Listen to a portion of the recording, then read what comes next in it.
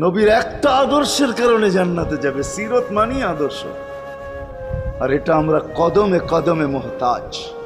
কেননা এই ছোট জীবনটা যদি গ্রহণযোগ্যতা পর্যন্ত পৌঁছাইতে হয় আল্লাহর কাছে, চাই নারী হই, চাই যুবক হই, চাই বৃদ্ধ হই, যেই মানুষই হই না কেন, যেখানেরই হই না কেন, যেই বাসারই হই না কেন, যেই বর্ণেরই হই না কেন, যেই পেশারই হই না কেন, যেই সোসাইটিরই হই না কেন, এই জীবনটাকে যদি গ্রহণযোগ্যতা পর্যন্ত পৌঁছাইতে হয় কার কাছে? দুনিয়াওয়ালাদের কাছে না, মালিকের কাছে, যিনি এক ফোঁটা পানির থেকে অস্তিত্ব দিছেন, যার কাছে আবার আমাদেরকে ফিরা যেতে হবে।